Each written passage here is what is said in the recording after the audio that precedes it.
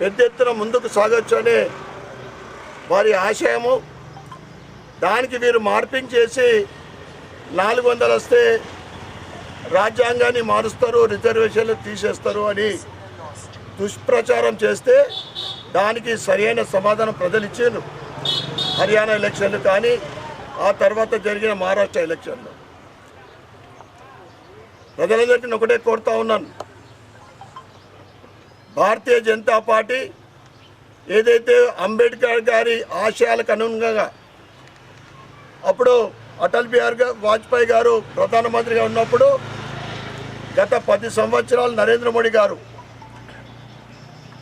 వారి ఆశయాలకు అనుగుణంగా ప్రభుత్వం నడుస్తూ ఉంది. అంబేద్కర్ గారు ఎలక్షన్లో పోటీ చేసినప్పుడు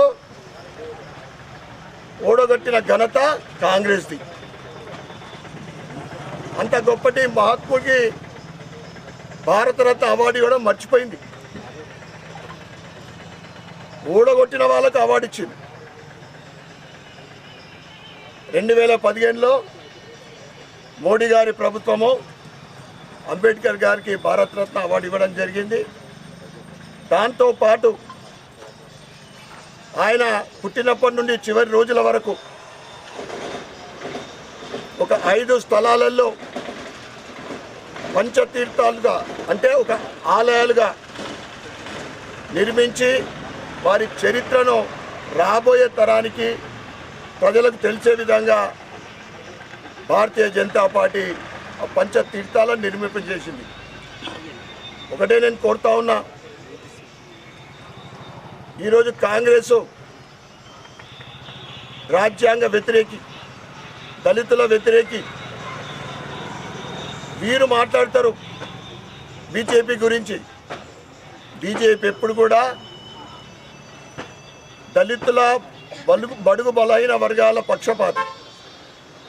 ఎందుకంటే నరేంద్ర మోడీ గారు ఒక పేద కుటుంబం నుంచి వచ్చిన వ్యక్తి, పేదల కష్టాలు తెలిసిన వ్యక్తి. ఈరోజు సంవిధాన్ దివస్ 27వ తారీఖు వరకు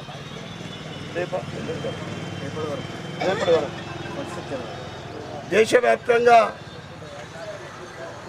రాజ్యాంగం గొప్పతనం,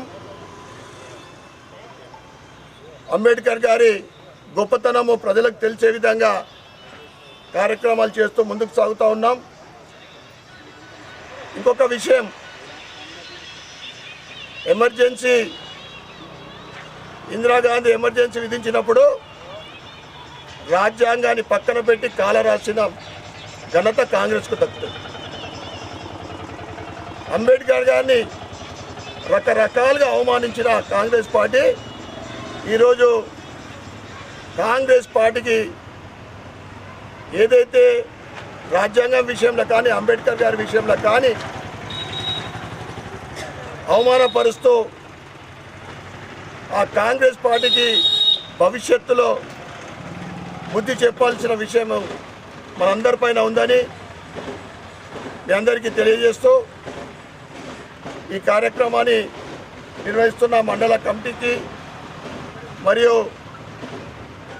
బీసీ ఎస్సీ అధ్యక్షుడు శివ మరియు ఇతర పెద్దలందరికీ కూడా పేరు పేరున ధన్యవాదాలు చెప్పుకుంటూ భారత్ మాతాకి జై.